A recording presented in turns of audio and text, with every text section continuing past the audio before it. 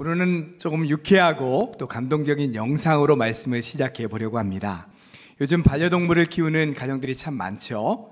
한 반려견이 어린 아기가 위험에 있는 상황에 있을 때 그것을 이렇게 잘 보살펴주는 그런 영상입니다. 영상을 먼저 한번 보시도록 하겠습니다. 아직 찻돌이 채 되지 않은 아기가 집안 계단을 오르려 하는데 아기보다 몸집이 큰 반려견이 앞을 딱 막고 있습니다. 아기는 올라가려고 계속해 움직여보지만 계단 위에 가로로 누운 반려견은 아이의 다리를 앞발로 누르며 철통 방어를 합니다. 여기 올라오면 안 돼! 라고 가르치는 것 같은데요. 결국 엉덩방아를 찧은 아기. 반려견은 아기가 다른 쪽으로 기어가자 그제서야 자신의 역할이 끝났다는 듯 뒤따라갑니다. 견주는 반려견이 아기를 지켜주려는 마음이 상당히 강하다면서 둘의 유대관계가 아주 끈끈하다고 전했습니다. 영상 무슨 의미인지 아시겠죠? 사람과 동물 사이에는 분명히 교감이라고 하는 것이 있는 것 같습니다. 자기를 길러주는 주인의 아기, 그 아기가 위험에 처하는 것을 보고 이 반려견이 그를 이렇게 보살펴주는 그러한 아주 감동적인 영상입니다. 우리는 지금 계속해서 하나님께서 이스라엘을 자기 백성으로 삼으신 후에 그들에게 십계명과 율법을 주시면서 그들이 하나님의 백성으로 어떻게 살기를 원하시는지에 관한 말씀을 드리고 있습니다. 부모가 자녀에게 이 세상을 어떤 마음, 어떤 정신으로 살아야 하는지 가르쳐 주는 것처럼 하나님께서 하나님의 백성인 이스라엘에게 10가지 계명과 율법을 주시면서 이 세상 속에서 어떤 정신과 핵심 가치를 가지고 살아야 되는지를 말씀해주고 계신 거죠. 지난주에 10가지 계명과 율법에 담긴 하나님의 정신 3가지가 있다라고 하는 말씀을 드렸습니다. 첫 번째는 거룩이고요. 두 번째는 사랑과 긍휼이고 세 번째는 공정과 공평입니다. 이 3가지만 담겨 있습니까? 꼭 그렇지는 않습니다. 더 많은 정신과 마음들이 그 안에 담겨져 있지만 그 중에서 가장 중요한 3가지 정신이 바로 좀 전에 말씀드린 그거라는 것이죠. 지난 주일에는 첫 번째 정신인 거룩에 관한 말씀을 드렸습니다. 십계명과 율법에 담긴 첫 번째 정신, 그것이 거룩이라고 했죠. 10계명 중에서 1계명부터 4계명 속에는 하나님 외에 다른 신을 섬기지 말고 오직 거룩함과 정결함으로 하나님을 섬겨라 라고 말씀하고 계십니다. 사실 거룩함은 세상과 구별됨이라고 말할 수 있기 때문에 높은 수준의 윤리적인 삶을 요구합니다. 세상에 만연되어 있는 거짓과 불의, 또 교만과 부정함 이런 것들을 멀리하고 정직과 순결, 겸손과 온유와 같은 삶을 이루어가는 것, 이것이 거룩이죠. 그런데 우리의 죄된 본성은 이런 거룩하고 정결한 삶을 싫어합니다. 그러므로 우리가 이런 죄된 본성과 싸우는 경건의 훈련을 매일같이 해나가야 되죠. 날마다 이런 경건의 훈련과 영적인 싸움을 통해서 우리가 조금씩 더 거룩해져 가는 것입니다. 이것을 성화라고 하죠. 그러나 지난 주일에는 이 거룩의 개념을 조금 다른 관점으로 말씀드렸습니다. 거룩은 단순히 높은 수준의 윤리적인 삶을 강요하는 우리에게 주는 굴레가 아니라 우리가 자발적이고 적극적으로 하나님을 닮아가는 삶, 그것을 거룩으로 우리가 받아들이자라고 말씀드렸죠. 날마다 하나님 안에서 하나님과 함께 살아감으로 말미암아 하나님을 닮아가는 것입니다. 마치 부부가 오랜 세월을 함께 살아가다 보면 점점 닮아가는 것처럼 하나님을 닮아가고자 하는 거룩한 기대를 가지고 날마다 하나님을 바라보고 주님을 더 사랑하고자 하는 마음을 가지고 살아갈 때 거룩하신 하나님을 점점 더 닮아가게 되고 자연스럽게 우리의 삶에 거룩한 삶이 이루어지게 되는 것입니다. 사랑하는 우리 예교회 성도 여러분, 날마다 하나님을 바라보고 더 많이 사랑하면서 하나님과 함께 살아가셔서 거룩하신 하나님을 닮아 점점 더 거룩해져 가는 하나님의 백성들 다 되시기를 축원합니다. 오늘은 십계명과 율법 속에 담긴 두 번째 하나님의 정신인 사랑과 긍휼에 관한 말씀을 드리겠습니다. 앞에서는 하나님을 거룩하신 하나님, 이렇게 말했죠. 또 우리가 하나님을 표현할 때 자주 표현하는 말이 있습니다. 자주 쓰는 말이 있죠. 여러분 뭐죠? 사랑의 하나님이라는 말을 참 많이 합니다. 사랑의 하나님. 왜 하나님을 사랑의 하나님이라고 할까요? 가장 큰 이유는 하나님께서 친히 자기 스스로를 사랑이시다라고 말씀하셨기 때문입니다. 자, 요한일서 4장 7절과 8절 말씀을 우리 다 같이 읽겠습니다.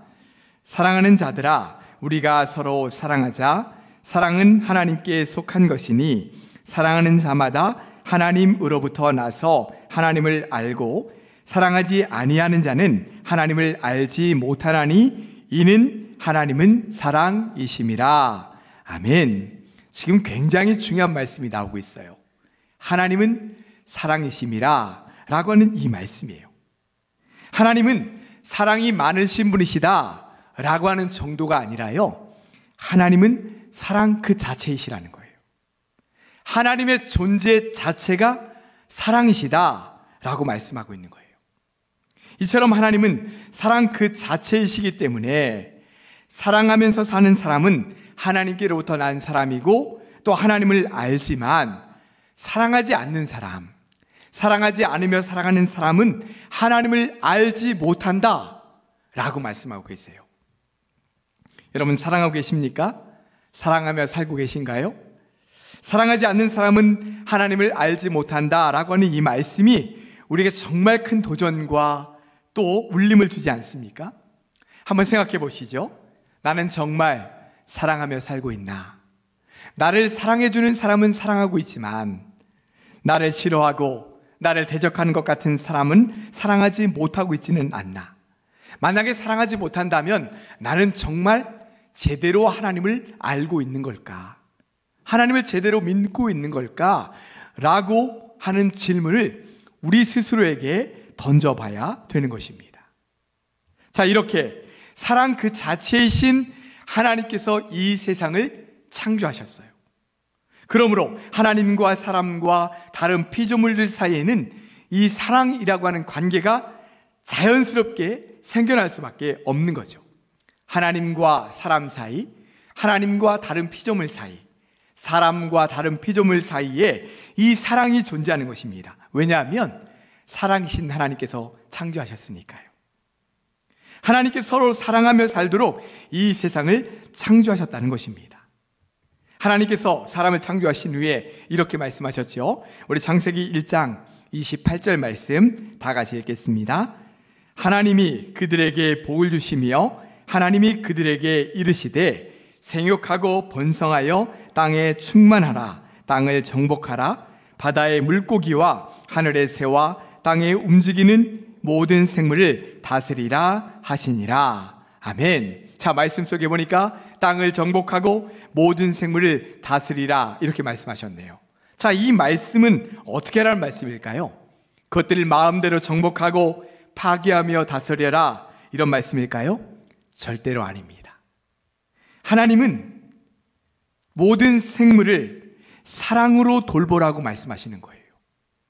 하나님께서 우리 인간들에게 땅과 생물들을 사랑으로 잘 돌보라고 우리에게 청지기로 맡겨주신 것입니다. 이처럼 하나님은 이 땅에 있는 모든 존재들이 서로 사랑하고 돌보며 살아가도록 창조하셨음에도 불구하고 우리 안에 있는 악한 본성은 다른 사람을 향한 이타적인 사랑보다 자기 자신을 향한 이기적인 욕구를 따라 살라고 자꾸만 우리를 부추깁니다. 그로 인해 자기중심적으로 생각하고 판단하고 행동하며 살아가는 거죠. 그래서 다른 사람을 사랑하고 돌봐주는 것이 아니라 지극히 이기적으로 살아가고 때로는 타인에게 폭력과 학대를 가하며 살아가게 되는 것입니다. 이것이 바로 죄의 결과로 나타나게 되는 거죠. 자, 가인과 아벨 사이에 일어난 범죄를 한번 보시죠. 가인과 아벨은 형제 사이였습니다. 평생 서로 사랑하고 아끼며 서로 의지하며 살아가야 될 그런 대상들이었죠. 그런데 그들 사이에 미움과 시기의 마음이 들어가니까 사랑해야 될 대상에게 돌을 들어 내리치는 폭력을 행사하게 됩니다. 그로 인해 동생 아벨은 형에 의해 죽고 말죠. 사랑이 사라진 곳에 미움과 시기와 폭력이 일어나게 되는 것입니다. 여러분, 디모데후서 3장 말씀에서는 사랑이 점점 더 식어가는 종말의 때에 관해서 말씀하고 계신데 3장 2절 그 앞부분에 이런 말씀으로 시작하고 있어요. 사람들이 자기를 사랑하며. 말세 때 일어나는 현상 중에 하나가 사람들이 자기를 사랑한다는 것인데, 여기서 자기를 사랑한다는 말은 지극히 이기적인 자기 애를 말하는 거예요. 오직 자기 집만 사랑한다는 거죠. 자기에게 득이 되면 옆에 있는 사람들이 어떻게 되든 말든 간에 자신만을 위해서 살아간다는 것입니다. 하나님께서 처음 창조하셨을 때의 그 사랑의 관계가 다 깨어져 버린 거죠. 자, 이제 출애굽기의 말씀으로 한번 가보겠습니다. 지금 우리는 하나님께서 자기 백성 이스라엘에게 주신 율법, 그 속에 담긴 하나님의 정신, 또 핵심 가치가 무엇인지를 살펴보고 있고요. 그 중에서 오늘은 사랑과 긍휼에 관한 말씀을 드리고 있습니다. 자, 출애굽기 19장에서 이스라엘을 자기 백성으로 삼으시고 20장에서는 그들이 꼭 지켜야 될 10계명을 주셨고 21장부터 23장에서는 역시 그들이 지켜야 될 율법의 말씀을 주셨다 말씀드렸죠. 그런데 21장부터 23장에 나오는 이 율법의 내용들을 잘 살펴보면 그 중에서 21장과 22장은 많은 사람들이 함께 살아가면서 생겨나게 되는 많은 사건과 사고, 그런 것들이 일어나게 되었을 때 그것을 어떻게 처리해야 되는지에 관해서 말씀해 주고 계세요. 그런데 그 말씀들을 잘 들여다보면 그 안에서 하나님의 사랑과 긍휼이 드러난다는 것을 알게 되죠. 다른 사람들을 대할 때 항상 상대방을 사랑하고 배려하는 마음으로 대하고, 상호간에 어떤 사건과 사고가 일어났을 때에도 서로 배려하는 마음으로 처리하라 라고 말씀하고 있다는 거예요. 자, 몇 가지 한번 예를 들어보겠습니다. 21장 12절부터의 말씀에 보면 사람을 쳐서 죽인 자가 있을 때 만약에 고의로 사람을 죽였으면 그 사람을 반드시 죽여라, 이렇게 말씀하고 있어요. 그러나 고의로 한 것이 아니라 불의의 사고로 인해서 일어난 일이면 그 사람의 죄를 면해줘라, 감해줘라, 이렇게 말씀하고 있습니다. 또 21장 28절부터의 말씀에서는 소가 사람을 들이받아서 죽었어요. 그러면 그 소는 돌로 쳐서 죽이지만 그 소의 주인은 죄를 면해줘라, 이렇게 말씀합니다. 그런데 그 소가 원래부터 들이받는 습관이 있어요. 전에도 그래서 그것 때문에 사고가 났었습니다. 그런데 주인이 그 소를 제대로 단속하지 않아서 또 그 소가 다른 사람을 들이받아서 죽었다면 그때는 그 주인도 함께 죽이라, 이렇게 말씀하고 있습니다. 소를 제대로 관리하지 않았기 때문이라는 거죠. 자, 이처럼 율법의 내용들을 하나하나 살펴보면 그 안에는 굉장히 합리적이라는 것을 알 수 있어요. 고의로 타인에게 해를 가한 사람에게는 강력한 형벌을 내리지만 고의가 아니라 전혀 의도치 않게 타인에게 해를 가한 그런 사람에게는 그에 합당한 형벌을 내리도록 하고 있는 거죠. 그래서 해를 가한 쪽이나 당한 쪽이 적합한 보상이나 형벌을 받도록 하고 있습니다.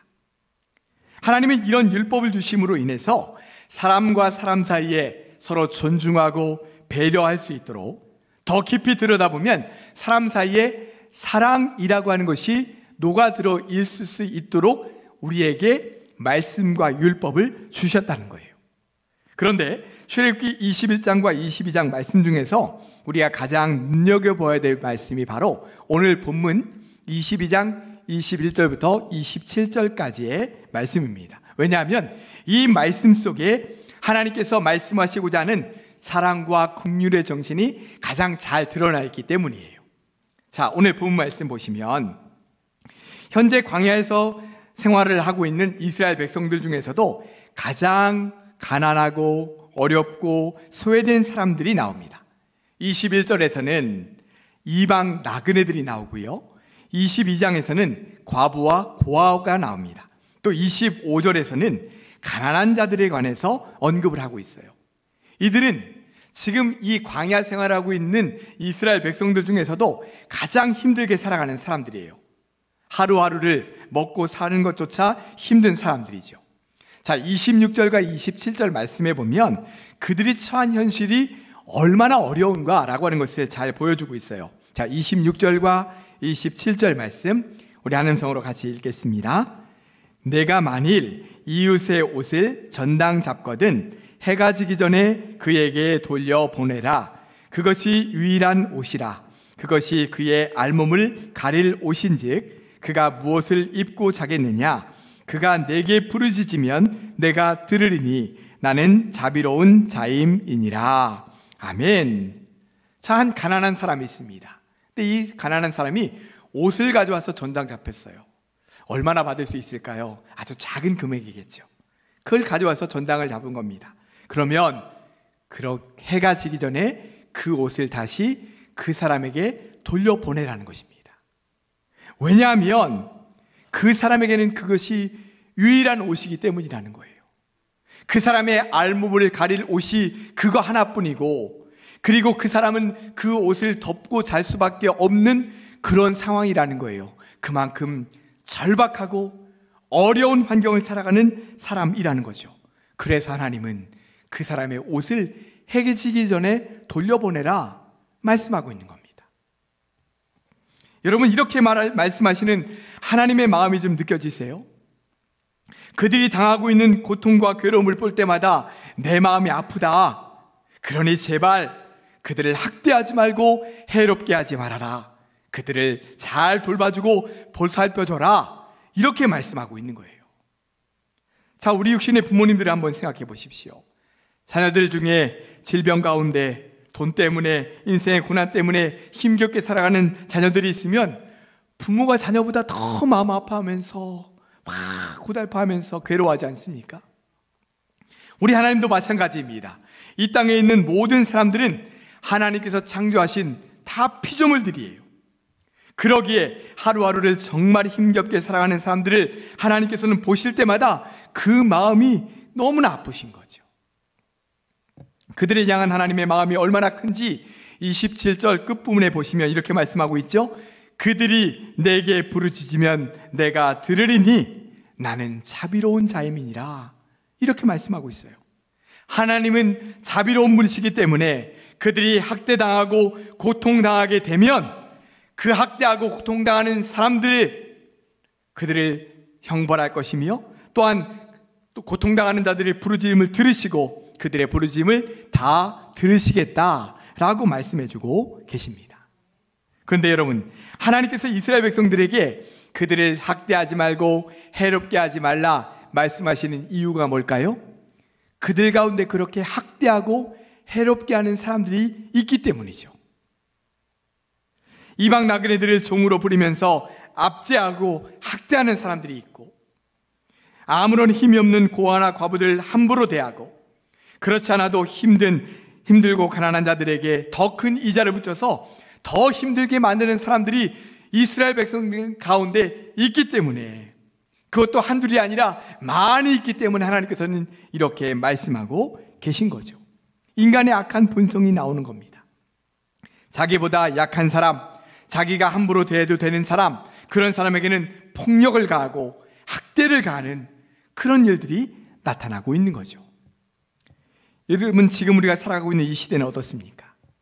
하나님께서 처음 이 세상을 창조하셨을 때의 그 사랑의 관계, 질서가 잘 유지가 되고 있나요? 그렇지 못한 것 같습니다. 여러분, 이 시대를 표현할 때 많이들 사랑이 식어버린 시대다 이렇게 말하지 않습니까? 사람과 사람 사이에 진정한 사랑을 찾아보기가 어려운 시대가 되었어요. 다른 사람을 먼저 생각하면서 서로가 존중하고 배려하기보다는 자기의 이익이 먼저이고 내가 먼저인 이기적인 삶이 이 세상에 얼마나 팽배해 있습니까? 지금 우리가 코로나 시대를 살아가고 있는데 이제 백신으로 인해서 우리가 조그만한 기대를 가지고 이제는 벗어날 수 있겠지, 이런 기대를 가지고 나아가고 있습니다. 그런데 지금까지 백신이 보급되어가는 과정을 보면 우리 인간들의 민낯이 그대로 드러나고 있어요. 미국을 비롯한 모든 나라들이 한결같이 자국 우선주의를 외쳤습니다. 우리 국민들부터 먼저 마셔야 돼. 우리나라가 먼저야. 그러다 보니까 이 백신도 부익부 빈익빈 현상이 나타나게 되었죠. 맞은 나라는 70%, 80%까지 가고 지금 백신이 아예 들어가지 못한 나라들도 얼마나 많이 있습니까? 현재 우리나라에서 일어나는 여러 가지 일들만 봐도 하나님께서 주신 사랑의 질서가 이미 많이 깨졌다는 것을 느끼게 됩니다. 여러분, 언제부턴가 우리나라에 폭력, 학대 이런 말들이 굉장히 많이 사용되고 있어요. 부모가 자기가 낳은 자녀를 학대하고요. 부부 사이에 폭력이 일어나고 어린 아이들을 맡긴 교육시설에서 학대가 일어나고 입양한 아기를 학대해서 죽음에 이르게 하는 일들이 일어나고 있습니다. 정인이 사건이 대표적인 일이죠. 청소년들 사이에서도 여러 명이 한 친구를 끌고 다니면서 감금을 하고 여러 시간 폭력을 가함으로 인해서 피해 학생이 죽음에 이르는 일들까지 생겨나고 있어요. 얼마 전에는 보니까요, 한 학생의 엄마가 동남아시아에서 온 이주 노동자였어요. 그 이유 하나만으로 같은 운동반 친구들에게 매일 폭력을 당하다 못해서 자살한 아이가 있다라는 기사도 보았습니다. 이런 많은 학대와 폭력을 당하는 대상이 주로 누구예요? 사회적인 약자들이에요.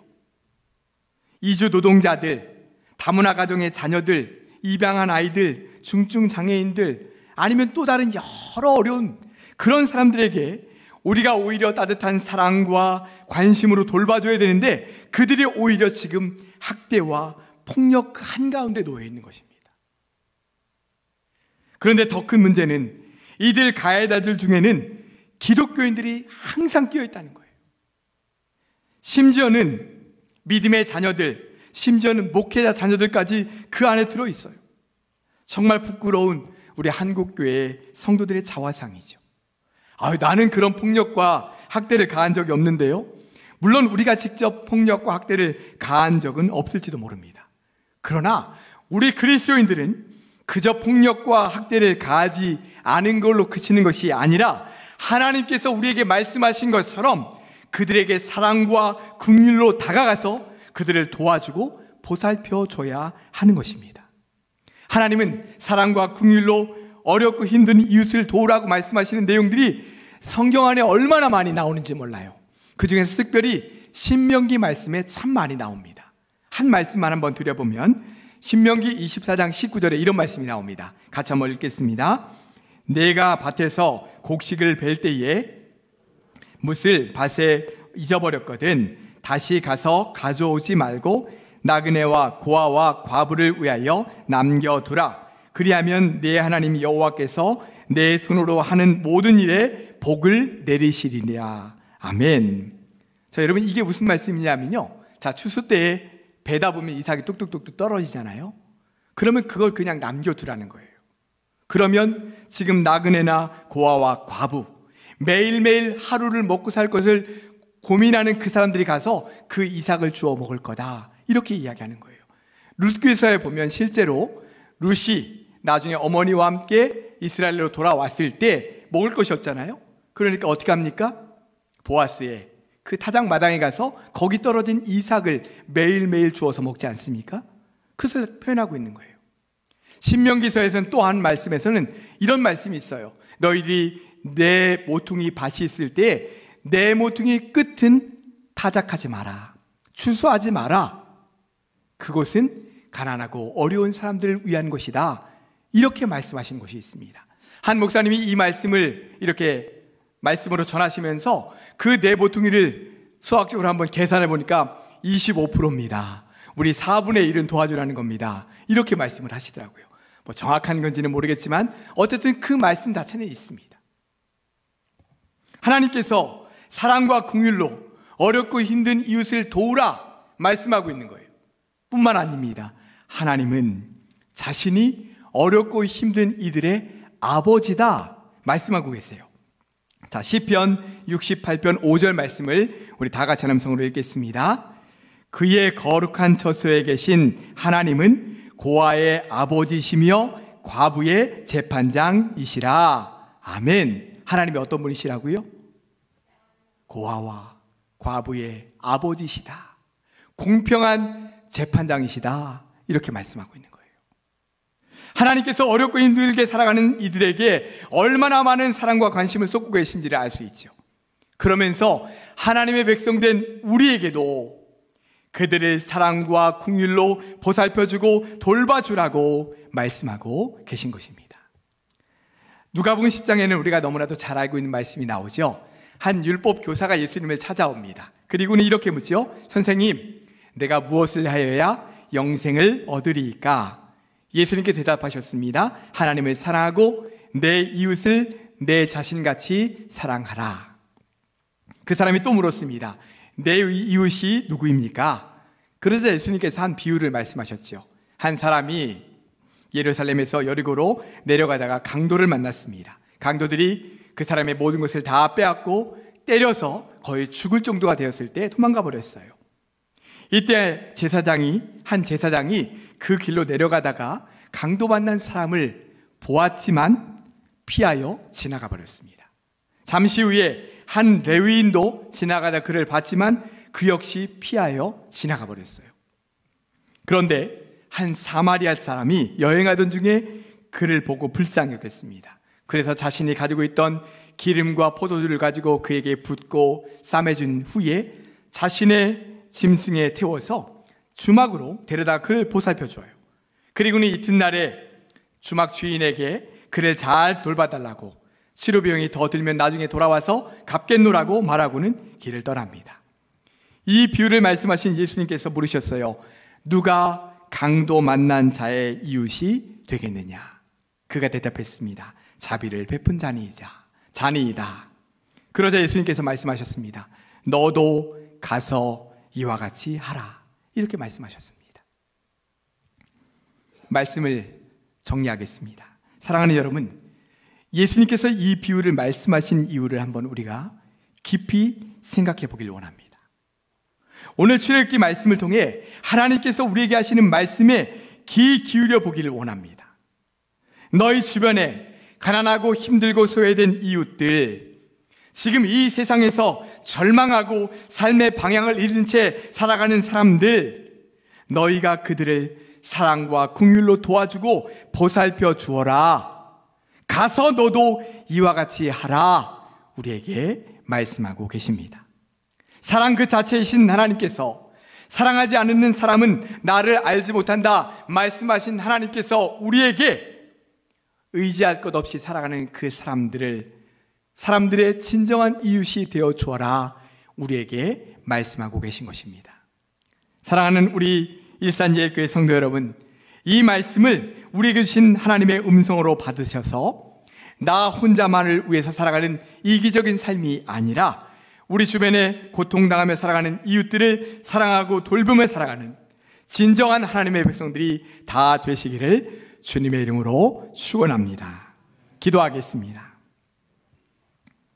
주님, 하나님께서 이 세상을 처음 창조하셨을 때 하나님은 사랑이시기에 이 땅에 살아가는 모든 것들이 사랑의 질서 안에 살아가기를 원하셨습니다. 하나님과 사람과 피조물, 하나님과 피조물 다 사랑의 관계 안에서 사랑의 질서 안에 살아갈 수 있도록 인도하여 주셨습니다. 그래서 서로 깊이 사랑하며 돌봐주며 보살피며 살아갈 수 있는 그런 관계로 우리에게 만들어 주셨습니다. 그런데 어느새 죄가 이 세상에 들어오면서 그 사랑의 관계가 깨어졌고 이제는 서로를 사랑하며 돌봐주는 관계가 아니라 이제는 나 자신만을 위해 사는 지극히 이기적인 삶을 살아가며 심지어는 다른 사람에게 폭력과 학대를 가하며 해롭게 하는 일들이 너무나도 많이 우리 주변에 일어나고 있습니다. 주님, 이 시대에 하나님의 말씀을 다시 한번 우리의 말씀으로 받아들일 수 있도록 인도하여 주시옵소서. 주님께서 말씀하시는 누가 그들의 이웃이 되어 주겠느냐? 바로 너희가 가서 이와 같이 하라 말씀하시는 주님의 음성을 듣고 이제는 우리 주변에 수많은 어려운 사람들, 괴로워하는 사람들 우리가 찾아가서 손을 내밀어주고 우리의 손으로 그들에게 사랑을 실천할 수 있는 진정한 하나님의 백성들 다 될 수 있도록 역사하여 주시옵소서. 예수님의 이름으로 기도드리옵나이다. 아멘.